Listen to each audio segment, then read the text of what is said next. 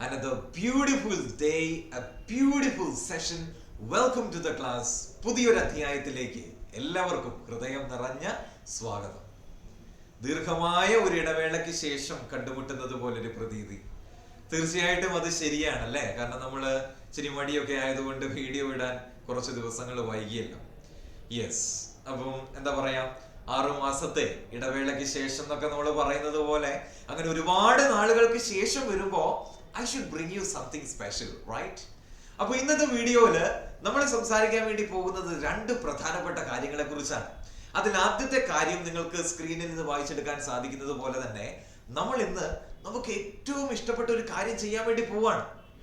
നമ്മൾ ഇന്ന് മിസ്റ്റേക്സ് കണ്ടെത്തുന്നു. പൊതുവെ മിസ്റ്റേക്സ് കണ്ടെത്തുന്നതിലൊക്കെ നമ്മൾ ഭയങ്കര താല്പര്യമുള്ളവരാണ് അല്ലെ? അങ്ങനെ മിസ്റ്റേക്സ് കണ്ടെത്താറുണ്ടെങ്കിലും നമ്മളത് തിരുത്താൻ മുതിരാറില്ല. പക്ഷെ ഇന്നത്തെ വീഡിയോയില് നമ്മൾ മിസ്റ്റേക്സ് കണ്ടെത്തുന്നതിനോടൊപ്പം തന്നെ അത് തിരുത്തി പോവുകയും ചെയ്യും. ഇംഗ്ലീഷ് സ്ഥിരമായിട്ട് യൂസ് ചെയ്യുമ്പോൾ കോമൺലി വരുത്തുന്ന മിസ്റ്റേക്സ് ആണ് നമ്മുടെ ഇന്നത്തെ ചർച്ചാ വിഷയം. അതൊരു ബിഗിനർ ലെവലിൽ തുടങ്ങി ഇന്റർമീഡിയറ്റ് ആയിട്ടുള്ള ആൾക്കാർ വരുത്തുന്ന മിസ്റ്റേക്സ്, ഇനി അതും കഴിഞ്ഞ് പ്രോ ആയിട്ടുള്ള ആൾക്കാരില്ലേ, ആ പ്രോ ആയിട്ടുള്ള ആൾക്കാർ കോമൺലി വരുത്തുന്ന മിസ്റ്റേക്സ്, ഇങ്ങനെ ഓരോ ലെവലിലൂടെയും നമ്മൾ ഇന്ന് സംസാരിച്ചു പോകും. അങ്ങനെ സംസാരിച്ചു പോകുന്നതിനിടയിൽ നമ്മുടെ രണ്ടാമത്തെ പ്രധാനപ്പെട്ട കാര്യമായിട്ടുള്ള CGL പോലൊരു എക്സാം, അതെങ്ങനെ എഫക്റ്റീവ് ആയിട്ട് കുറഞ്ഞ ദിവസങ്ങൾക്കുള്ളിൽ ക്രാക്ക് ചെയ്യാം എന്നതിനെ സംബന്ധിച്ചൊരു പോംവഴിയും ഞാൻ പറഞ്ഞു തരുന്നതായിരിക്കും. അപ്പം ഡോണ്ട് സ്കിപ്പ് ദ വീഡിയോ. ഇതിന്റെ ഇടയിലായിരിക്കും നമ്മൾ ആ ട്രിക്ക് പറഞ്ഞു തരാൻ പോകുന്നത് കേട്ടോ. യെസ്, അപ്പൊ നമുക്ക് മിസ്റ്റേക്കുകളെ പറ്റി സംസാരിച്ചാലോ? റെഡി അല്ലേ? ഓക്കെ, നമുക്ക് ഓരോ എറർ സ്പോട്ടിംഗ് ചോദ്യങ്ങളായിരിക്കും കേട്ടോ. ആ ചോദ്യങ്ങളുടെ സഹായത്തോടു കൂടിയായിരിക്കും ഓരോ കോൺസെപ്റ്റ് നിങ്ങളിലേക്ക് ഇൻട്രൊഡ്യൂസ് ചെയ്യപ്പെടുന്നത്. Yes, so we move on to the first question. എല്ലാം എറർ സ്പോട്ടിംഗ് ക്വസ്റ്റ്യൻസ് ആണ്. We will be identifying the error parts. Okay.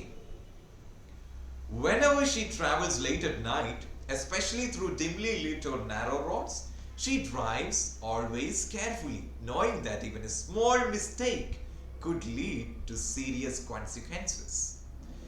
രാത്രിയിൽ യാത്ര ചെയ്യുമ്പോൾ, പ്രത്യേകിച്ച് അധികം പ്രകാശമില്ലാത്ത ഇടുങ്ങിയ വഴികളിലൂടെ യാത്ര ചെയ്യുമ്പോൾ അവൾ വളരെ ശ്രദ്ധാപൂർവമാണ് വണ്ടി ഓടിക്കുക. കാരണം അവൾക്കറിയാം ഒരു ചെറിയ മിസ്റ്റേക്ക് പോലും വലിയൊരു അപകടത്തിലേക്ക് കൊണ്ടുവന്ന് ചാടിക്കാം. ഓക്കെ, ഇവിടെ പ്രശ്നം എന്താന്ന് വെച്ചാൽ ഈ പ്രശ്നം ഒളിഞ്ഞു കിടക്കുന്നത് സി പാർട്ടിലാണ്. അങ്ങനെ പെട്ടെന്നൊന്നും ആ ഒരു പ്രശ്നം നമ്മുടെ കണ്ണിൽ പെടില്ല. കാരണം അതിന്റെ പ്രശ്നം എന്താണെന്ന് വെച്ചാൽ വേർഡ് ഓർഡർ ആണ്. Word order, wrong word order ആണ് ഇവിടുത്തെ പ്രശ്നക്കാരൻ. ഇവിടെ നോക്കൂ, ഓൾവേസ്. ഓൾവേസ് എന്നുള്ളത് ഒരു ആഡ്വേർബ് ആണ്, ക്രിയാവിശേഷണമാണ്. ഏത് ടൈപ്പാ? ആഡ്വേർബ് ഓഫ് ഫ്രീക്വൻസി ആണ്. തവണയെ സൂചിപ്പിക്കുന്ന ഒരു ക്രിയാവിശേഷണമാണ്. നിങ്ങൾ ഒരു സെന്റൻസിൽ ആഡ്വേർബ് ഓഫ് ഫ്രീക്വൻസി യൂസ് ചെയ്യുമ്പോൾ നമ്മൾ അതിന്റെ പൊസിഷൻ കൃത്യമായിട്ട് രേഖപ്പെടുത്തണം. അതിന്റെ പൊസിഷൻ എപ്പോഴും മെയിൻ വെർബിന് മുമ്പും ഓക്സിലറി വെർബിന് ശേഷവുമായിരിക്കും. ബിഫോർ മെയിൻ വെർബ്സ്,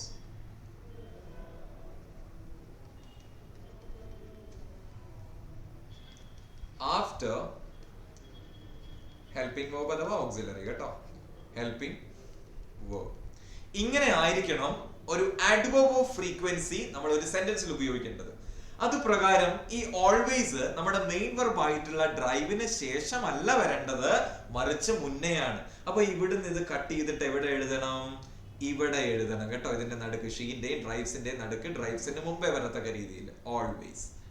അപ്പൊ കൂട്ടി വായിക്കുമ്പോ she always drives carefully. ഏതൊക്കെയാണ് പൊതുവായിട്ടുള്ള ആഡ്വേർബ്സ് ഓഫ് ഫ്രീക്വൻസി ഇംഗ്ലീഷിലെ? നെവർ ഉണ്ട്, എവർ ഉണ്ട്, ഓഫൺ ഉണ്ട്, യൂഷ്വലി ഉണ്ട്. ഇതൊക്കെ എന്താണ്? കോമൺ ആയിട്ടുള്ള ആഡ്വേർബ്സ് ഓഫ് ഫ്രീക്വൻസി ആണ്. ഞാനൊരു സെന്റൻസ് ഇവിടെ എഴുതാം. I have never loved her. ഇതൊരു സെന്റൻസ് ആണ്. നോക്കൂ എത്ര കൃത്യമായിട്ടാണ് ഞാൻ അവിടെ പ്ലേസ് ചെയ്തിരിക്കുന്ന നെവറിനെ. നെവർ ഒരു ആഡ്വേർബ് ഓഫ് ഫ്രീക്വൻസി ആണ്. ഞാൻ ഒരിക്കലും അവളെ സ്നേഹിച്ചിട്ടില്ല. എനിക്ക് അവിടെ I have loved never her എന്ന് പറയാൻ പറ്റില്ല കേട്ടോ. ഇതാണ് ഓക്സിലറി വെർബ്, അതിനുശേഷമാണ് നെവർ വന്നിരിക്കുന്നത്. ലൗഡ് ആണ് മെയിൻ വെർബ്, അതിന് തൊട്ട് മുമ്പും നെവർ വന്നിരിക്കുന്നത്. ഇങ്ങനെയാണ് പ്ലേസ് ചെയ്യേണ്ടത്. ഓക്കെ, അപ്പൊ വേർഡ് ഓർഡർ ശ്രദ്ധിക്കണേ. രണ്ടാമത്തെ ചോദ്യം, Although it was a chilly morning, my friend and me went to the park to enjoy a quiet walk and some fresh air before the day became too busy. എന്താ ഇവിടെ പ്രശ്നം?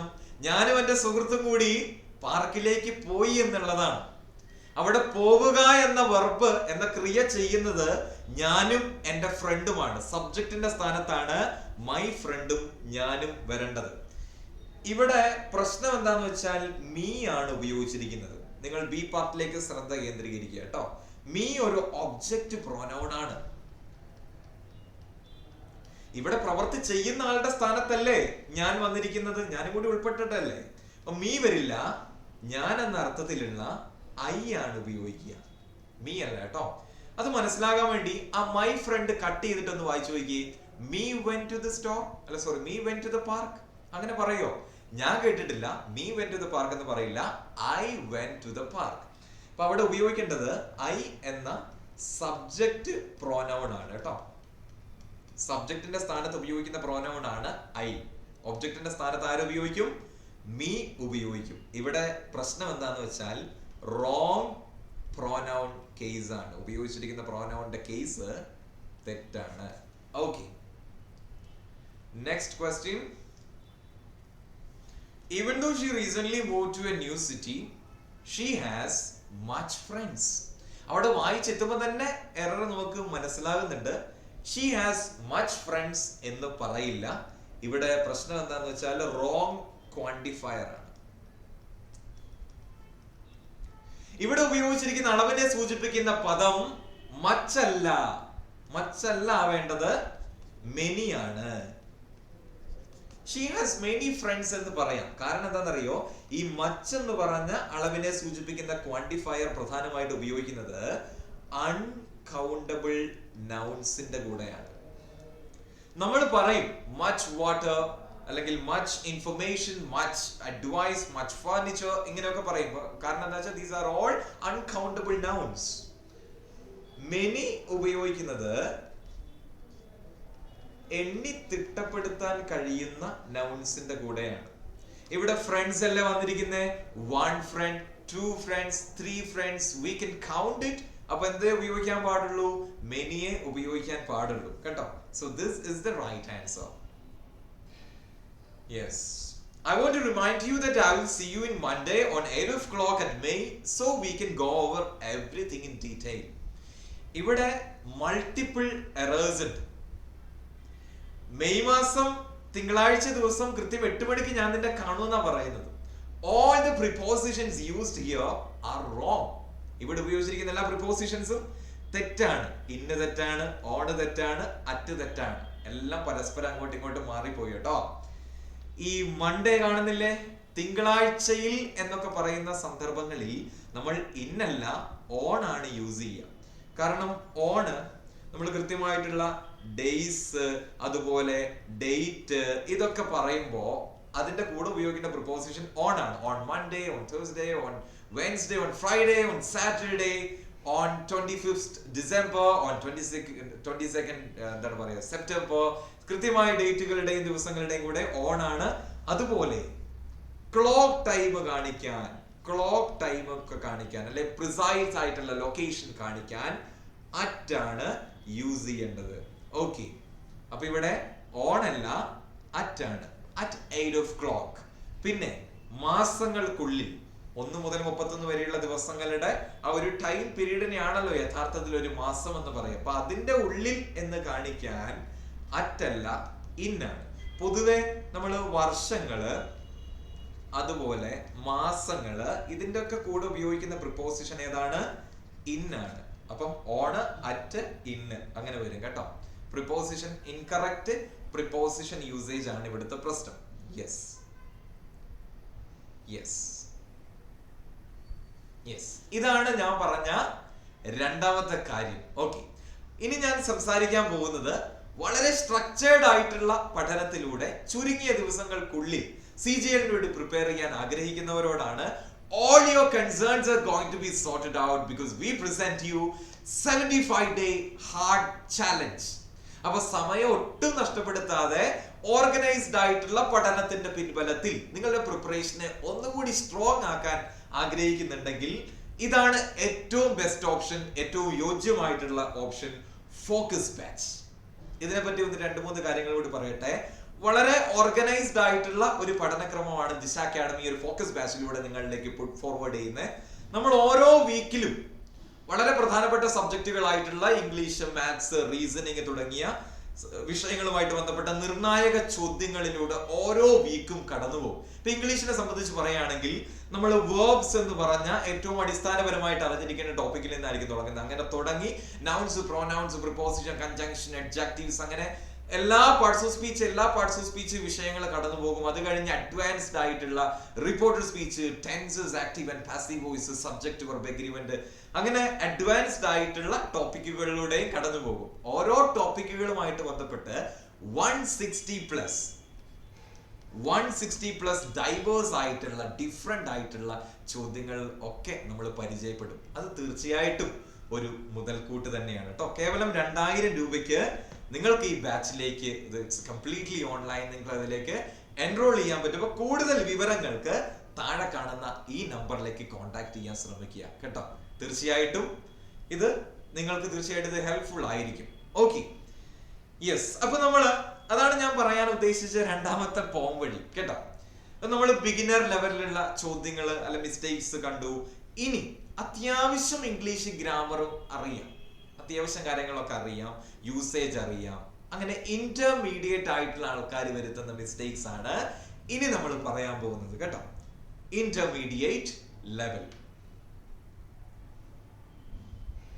While we expected a large crowd for today's session, it's clear that there are less people here than there were yesterday, which is quite surprising given the good weather. നല്ല കാലാവസ്ഥയായിട്ട് പോലും ഇന്നലെ വന്നതിനേക്കാൾ വളരെ കുറവ് ആൾക്കാർ മാത്രമേ ഇന്ന് വന്നിട്ടുള്ളൂ. ഒരു കമ്പാരിസൺ ആണ്. പാർട്ട് ബി നോക്കിക്കേ, എവിടെയാണ് എറർ? കമ്പാരിസൺ ആണ് ഉപയോഗിച്ചിരിക്കുന്നത്, കാണിക്കേണ്ടത്. പക്ഷെ ഇവിടെ ഉപയോഗിച്ചിരിക്കുന്ന കമ്പാരിറ്റീവ് അഡ്ജക്റ്റീവ് തെറ്റാണ്. പ്രശ്നം റോങ് കമ്പാരിറ്റീവ് അഡ്ജക്റ്റീവ് ആണ് കേട്ടോ. ഇവിടെ ലെസ് അല്ല ഉപയോഗിക്കേണ്ടത്. ഇവിടെയുള്ള നൗണ് നോക്കിയേ, പീപ്പിൾ ആണ്. പീപ്പിൾ കൗണ്ടബിൾ ആണോ അൺകൗണ്ടബിൾ ആണോ? എങ്ങനെയാ പീപ്പിളിനെ കൗണ്ട് ചെയ്യുക? 1 people 2 peoples എന്നാണോ? അല്ല, 1 person 2 people 3 people 4 people. ഇതൊരു കൗണ്ടബിൾ നൗൺ ആണ്. കൗണ്ടബിൾ നൗണിന്റെ കൂടെ ലെസ് അല്ല ഉപയോഗിക്കുക, അവിടെ ഉപയോഗിക്കേണ്ടത് ഫ്യൂവർ ആണ്. അപ്പം ലെസ് അല്ല, ഇവിടെ എന്താണ്? ഫ്യൂവർ. കാരണം ഇതൊരു കൗണ്ടബിൾ നൗൺ ആണ്. CN ആണ് countable noun. Fewer for countable. Less ഉപയോഗിക്കും എവിടെയാണെന്ന് ചോദിച്ചാൽ അൺകൗണ്ടബിൾ നൗൺസിനെ പരസ്പരം താരതമ്യം ചെയ്യുന്ന സെന്റൻസസിൽ ലെസ് ഉപയോഗിക്കണം കേട്ടോ. ലെസ് നോളജ്, ലെസ് ഇൻഫർമേഷൻ എന്നൊന്നും പറയുന്നോണ്ട് തെറ്റില്ല, കാരണം അതൊക്കെ അൺകൗണ്ടബിൾ നൗൺസ് ആണല്ലോ. യെസ്, അപ്പം ഇതാണ് അവിടുത്തെ പ്രശ്നം. Okay. When I entered the room during the photo session, I noticed that she was standing among John and Sarah, smiling as if she had known them for years. ജോണിന്റെ സാറേന്റെ ഇടയ്ക്ക് അവൾ നിൽക്കുന്നു. 2 പേരുടെ മധ്യത്തിൽ, എയുടെയും ബിയുടെയും മധ്യത്തിൽ എന്നാണ് പറയേണ്ടത്, അതിന്റെ ഇടയ്ക്ക്. ശ്രദ്ധിക്കുക, ഇവിടെ ഉപയോഗിച്ചിരിക്കുന്നത് മധ്യത്തിൽ, ഇടയിൽ എന്ന് കാണിക്കാൻ എമംഗ് ആണ്, അത് ഉപയോഗിക്കില്ല. ഇവിടെ വരേണ്ടത് ബിറ്റ്വീൻ ആണ്. കാരണം എന്താന്ന് വെച്ചാൽ 2 പേരുടെ ഇടയിലുള്ള റിലേഷൻഷിപ്പ് അല്ലെ ഇടയിൽ, മധ്യത്തിൽ എന്നൊക്കെ കാണിക്കാൻ ബിറ്റ്വീൻ ആണ് യൂസ് ചെയ്യുക.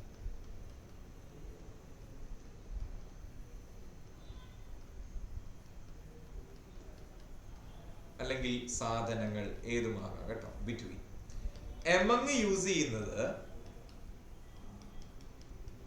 മോർ ദാൻ 2 ആണ്.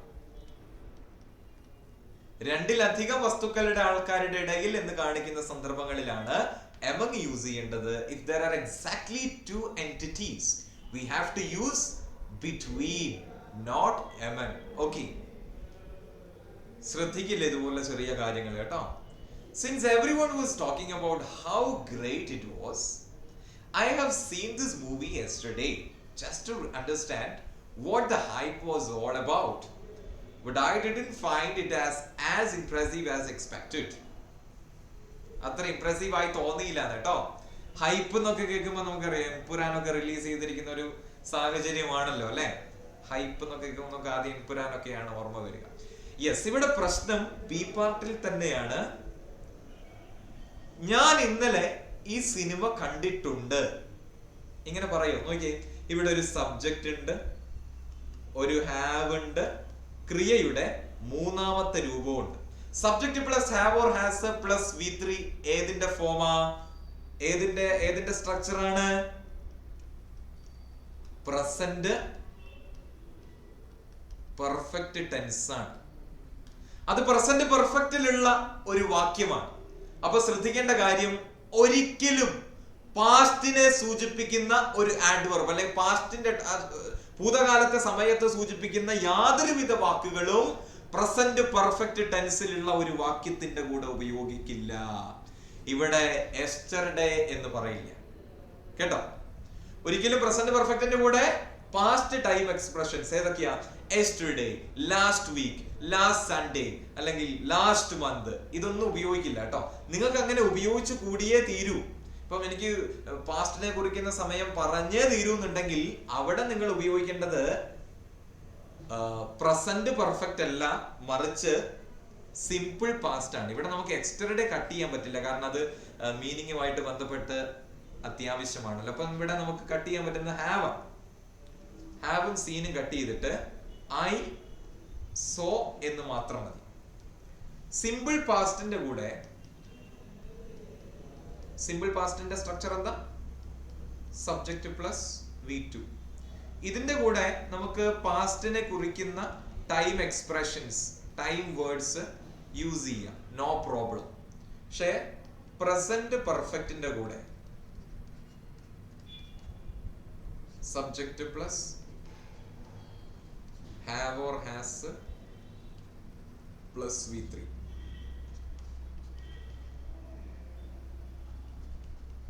No adverbs of past time. അതിന്റെ കൂടെ ഉപയോഗിക്കാൻ പറ്റില്ല കേട്ടോ.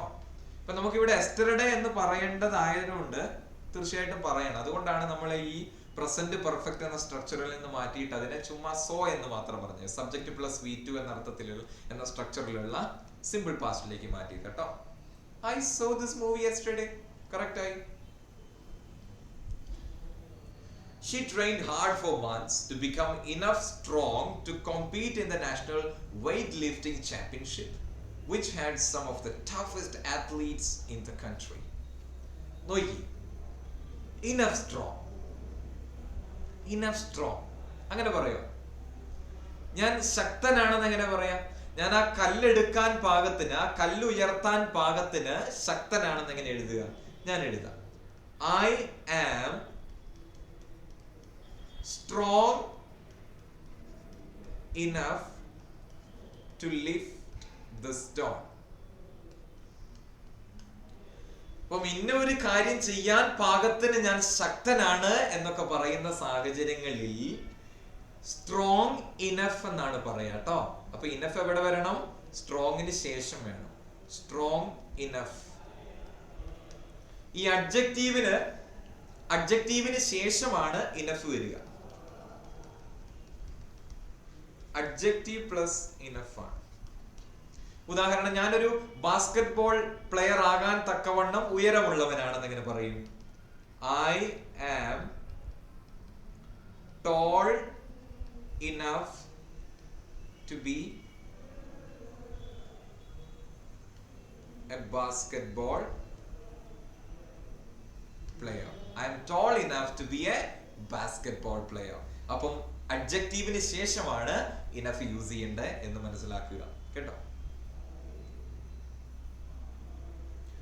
I have been working here since 3 years without taking a single long break, which shows how committed I am to this job.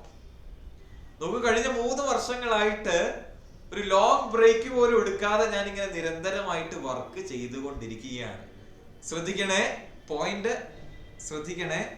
3 വർഷങ്ങളായി, കഴിഞ്ഞ 3 വർഷങ്ങളായി I've been working here. അങ്ങനെ time period, ഇതൊരു ടൈം പീരീഡ് ആണ് അല്ലെ, ടൈം പീരീഡ് ആണ്. Time period പറയുമ്പോ അവിടെ ഉപയോഗിക്കേണ്ടത് സിൻസ് അല്ല, ഫോർ ആണ്. സിൻസ് എപ്പോഴും ഉപയോഗിക്കുക എന്ന് ചോദിച്ചാല് ഒരു point of time, point of time അല്ല, പോയിന്റ് ഇൻ ടൈം, കൃത്യമായ സമയത്തിന്റെ ഒരു പോയിന്റ് കാണിക്കുന്ന സന്ദർഭങ്ങളിലാണ് സിൻസ് കാണിക്കേണ്ടത്. ഇപ്പൊ ഉദാഹരണത്തിന് since 2010, since childhood, since 10 PM, 2010 മുതല്, കുട്ടിക്കാലം മുതല്, സിൻസ് 10 PM. നമ്മൾ വലിയ പ്രസ്റ്റീജിയസ് ആയിട്ടുള്ള ഹോട്ടൽസിന്റെ മുമ്പിലൊക്കെ അവരിങ്ങനെ വലിയ അക്ഷരത്തിൽ എഴുതി വെച്ചിട്ടുണ്ടാവും അല്ലെ, സിൻസ് 1945, 1945 മുതല് ഭക്ഷണം കൊടുത്തു കൊണ്ടുവരുന്ന ഒരു കടയാണിതെന്ന് അഭിമാനത്തോടെ പറയാം. അങ്ങനെ മുതൽ എന്ന് കാണിക്കാൻ, കൃത്യമായ പോയിന്റ് ഇൻ ടൈമിനെ സൂചിപ്പിക്കാനാണ് സിൻസ്. ഫോർ ഉപയോഗിക്കുന്നത് ഡ്യൂറേഷൻ കാണിക്കാനാണ്. For 3 months, 3 years, 3 days, അങ്ങനെയൊക്കെ ആണെങ്കിൽ ഫോർ ഉപയോഗിക്കും, ഡ്യൂറേഷൻ. കേട്ടോ, ഇവിടെ ഡ്യൂറേഷൻ ആയതുകൊണ്ട് ഫോർ. യെസ്, അതോടുകൂടി എന്ത് കഴിഞ്ഞു? ഇന്റർമീഡിയറ്റ് ആയിട്ടുള്ള ആൾക്കാർ വരുത്തുന്ന മിസ്റ്റേക്സ് കഴിഞ്ഞു. ഇനി നമുക്ക് അഡ്വാൻസ് ലെവലിലേക്ക് പോവാം. അതായത് ഗ്രാമറിലൊക്കെ നല്ല അറിവും കാര്യങ്ങളൊക്കെ ഉണ്ട്, അങ്ങനെയുള്ള ആൾക്കാർ കോമൺലി വരുത്തുന്ന മിസ്റ്റേക്സ്, പ്രോ ലെവൽ ആയിട്ടുള്ള ആൾക്കാർ വരുത്തുന്ന മിസ്റ്റേക്സ്. ഒന്നാമത്തെ ചോദ്യം, she likes reading, to jog and go for a walk whenever she gets some free time in the morning. രാവിലെ കുറച്ച് സമയം കിട്ടുമ്പോൾ എന്തൊക്കെ ചെയ്യും? വായിക്കും, ജോഗിങ് ചെയ്യും, ഒരു നടത്തത്തിന് പോകും. നമ്മൾ രാവിലെ ഫ്രീ കിട്ടിയാൽ എന്ത് ചെയ്യും? പബ്ജിയുടെ 2 ഗെയിംസ് പൂർത്തിയാക്കും അല്ലേ? അതാണോ ചെയ്യാ? പത്രം വായിക്കുന്നുണ്ടോ? പത്രം വായിക്കണം കേട്ടോ. നമ്മൾ ഈ പ്രത്യേകിച്ച് ഈ കോമ്പറ്റേറ്റീവ് എക്സാമിന്റെ ഫീൽഡിൽ നിൽക്കുന്നവരെ സംബന്ധിച്ച് ഏറ്റവും ബെസ്റ്റ് ഒറ്റമൂലിയാണ് പത്രം വായിക്കുക എന്നുള്ളത്. നമ്മുടെ ചോദ്യങ്ങളൊക്കെ, അത് ഇംഗ്ലീഷ് പത്രം തന്നെ വായിച്ചാൽ അത്രയും നല്ലത്. നമ്മുടെ ചോദ്യങ്ങളൊക്കെ ഇംഗ്ലീഷിലല്ലേ, ആ ചോദ്യങ്ങൾ വായിച്ചെടുക്കാൻ പെട്ടെന്ന് വായിച്ചെടുക്കാൻ പറ്റും. അതേപോലെ കോംപ്രഹെൻഷൻ ചോദ്യങ്ങള്, ഇപ്പൊ പെട്ടെന്ന് ഒരു പാസേജ് നിങ്ങൾക്ക് വന്നാൽ നിങ്ങൾക്ക് അത് വായിച്ച് അതിന്റെ അർത്ഥം മനസ്സിലാക്കാൻ പറ്റുമോ? ബുദ്ധിമുട്ടുണ്ടാവും തീർച്ചയായിട്ടും. പക്ഷെ എല്ലാ ദിവസവും വാക്കുകളാൽ അക്ഷരങ്ങളുമായിട്ട് പരിചയമുള്ള ഒരാളെ സംബന്ധിച്ച് കോംപ്രഹെൻഷൻ ചോദ്യങ്ങൾ ഒരു ഡീലേ അല്ല. ഇപ്പം ഈ ഇംഗ്ലീഷ് പത്രം വായിക്കുക, അത് വായിക്കുന്നതിലൂടെ നിങ്ങൾക്ക് ഈ സെന്റൻസിന്റെ സ്ട്രക്ചറുമായിട്ട് നല്ല പരിചയം ഉണ്ടാവും. അത് നിങ്ങൾ പെട്ടെന്ന് കാര്യങ്ങൾ പ്രോസസ് ചെയ്യാൻ നിങ്ങളുടെ ബ്രെയിൻ കുറച്ചും കൂടി ഫാസ്റ്റ് ആക്കും കേട്ടോ. അതുപോലെ GK കിട്ടും. നോക്കൂ എത്രത്തോളം ബെനിഫിറ്റ്സ് ആണ് ഒരൊറ്റ ഒരു ചെറിയ പ്രവൃത്തിയിലൂടെ, ഒരു 10 മിനിറ്റ് ചെയ്യേണ്ട ഒരു പ്രവൃത്തിയിലൂടെ കിട്ടുന്നത്. അപ്പൊ പത്രം വായന ശീലമാക്കുക. നമുക്ക് ഇതിലെ തെറ്റ് കണ്ടുപിടിക്കാം കേട്ടോ. ഇംഗ്ലീഷില് നമ്മളൊരു സെന്റൻസ് ഉണ്ടാക്കുമ്പോൾ നമ്മൾ ഏറ്റവും അധികം ശ്രദ്ധ കൊടുക്കേണ്ടത് പാരലലിസത്തിനാണ്. ഇവിടെ പ്രശ്നം എന്താണെന്ന് വെച്ചാൽ പാരലലിസം ആണ്.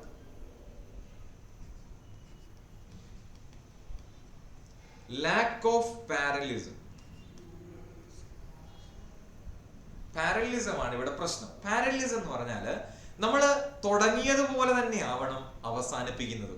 നമ്മൾ ഏത് വേർബ് ടെൻസിലാണോ തുടങ്ങിയത്, through out the parts of the same sentence നമ്മൾ ആ സെയിം എന്താണ് ആ ഒരു വേർബ് ടെൻസ് തന്നെ ഉപയോഗിക്കാൻ പാടുള്ളൂ.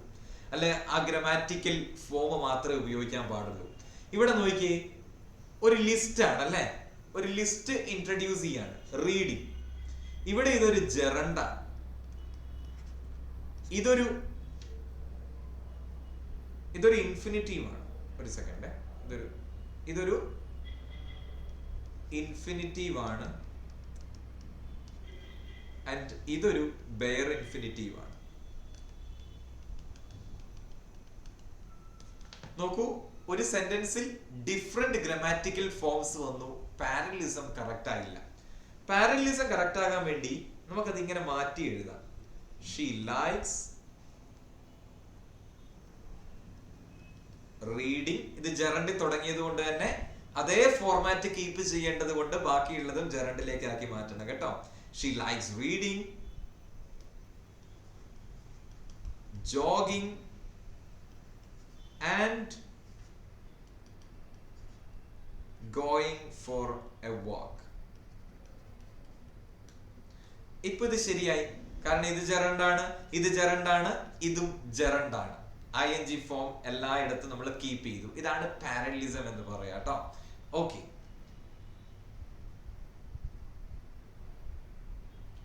he would have passed the exam if he would have studied harder, because he was quite capable and had all the resources he needed. അവൻ നല്ല കഴിവുള്ളവനായിരുന്നു, എല്ലാ റിസോഴ്സസും ഉണ്ടായിരുന്നു, പക്ഷെ പഠിച്ചില്ല, തോറ്റുപോയി. ഇപ്പൊ പറയാണ് അവൻ പഠിച്ചിരുന്നെങ്കിൽ ജയിക്കുമായിരുന്നു. ഒരു കണ്ടീഷൻ അല്ലേ, പഠിച്ചിരുന്നെങ്കിൽ, ഭൂതകാലത്തെ ഒരു കണ്ടീഷനാണ് പറയുന്നത്. അങ്ങനെ ചെയ്തിരുന്നെങ്കിൽ ഇങ്ങനെ സംഭവിക്കുമായിരുന്നു. അപ്പം റിഗ്രറ്റ് ആണ് അല്ലെ, ഭൂതകാലത്തെ ഒരു റിഗ്രറ്റ്. ഇത് ഒരു ഈഫ് ക്ലോസ് ആണ്. റിഗ്രറ്റ് കാണിക്കുന്ന ഈഫ് ക്ലോസ് തേർഡ് കണ്ടീഷണൽ. ഇതൊരു ഈഫ് ക്ലോസ് ആണ്, കണ്ടീഷണൽ ക്ലോസ് എന്ന് പറയും കേട്ടോ ഈഫ് ക്ലോസിന്.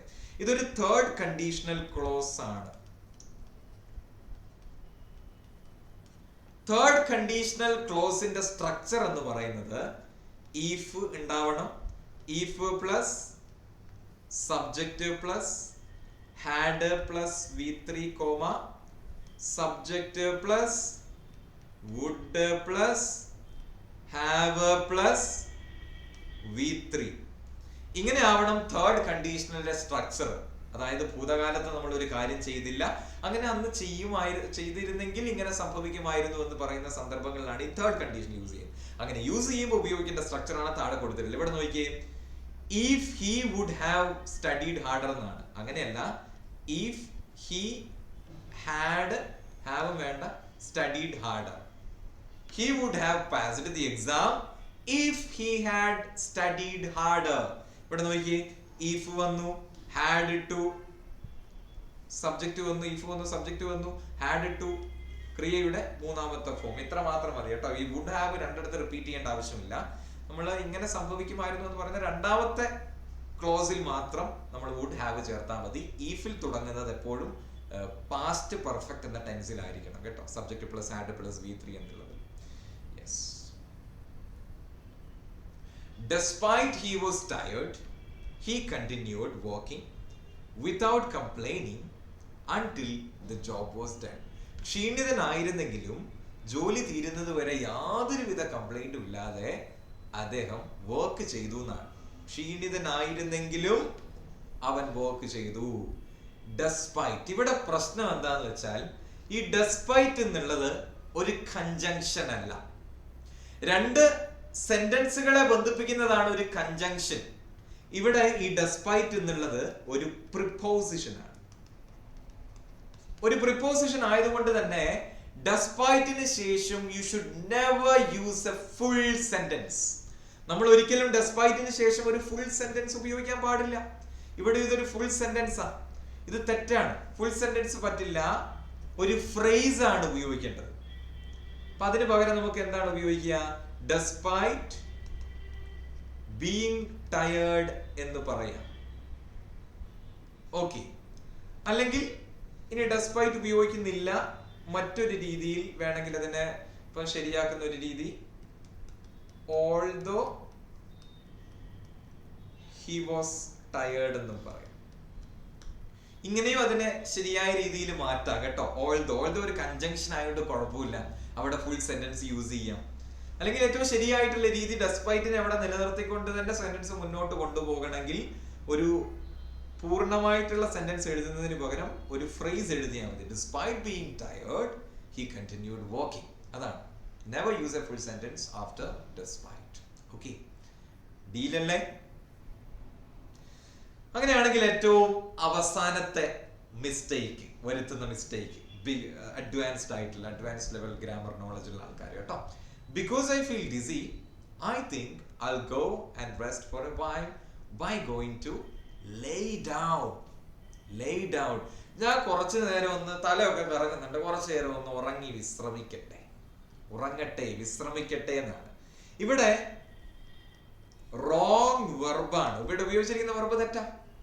കാരണം നമ്മളൊന്ന് വിശ്രമിക്കട്ടെ, റെസ്റ്റ് ചെയ്യട്ടെ എന്ന അർത്ഥത്തിലുള്ള വെർബാ യൂസ് ചെയ്യേണ്ടത്. പക്ഷെ ഇവിടെ ഉള്ളത് ലേ എന്ന വെർബാണ്. പലപ്പോഴും ഒരുപാട് ഗ്രാമർ അറിയുന്ന ആൾക്കാരെ പോലും കൺഫ്യൂസ്ഡ് ആക്കുന്ന ഒരു വേർബ്സ് ആണ് ലേയും ലൈയും. നമുക്കതൊന്ന് കോംപ്രഹെൻസീവ് ആയിട്ട് പഠിക്കാം കേട്ടോ. ഒന്നാമത്തെ വേർബാണ് ലേ. V1 V2 V3 വരെ എഴുതും കേട്ടോ. Laid, laid. ഈ ലെയ്ഡ് അർത്ഥം ടു പുട്ട് സംതിങ് ഡൗൺ എന്നാണ്. To put something down. ഒരു സാധനം നിലത്ത് വെക്കുന്നല്ല, താഴെ വെക്കുന്നതിനെയാണ് ലേ പറയുക. It's a transitive verb. ഇതെന്താണ്? കൃത്യമായ ഒബ്ജക്റ്റ് വേണ്ട ഒരു ട്രാൻസിറ്റീവ് വേർബ് ആണ്. ഉദാഹരണം, I laid my pen on the table. ഞാൻ ടേബിളിന്റെ പുറത്ത് വെച്ചു. അടുത്തത് ലൈ ആണ്.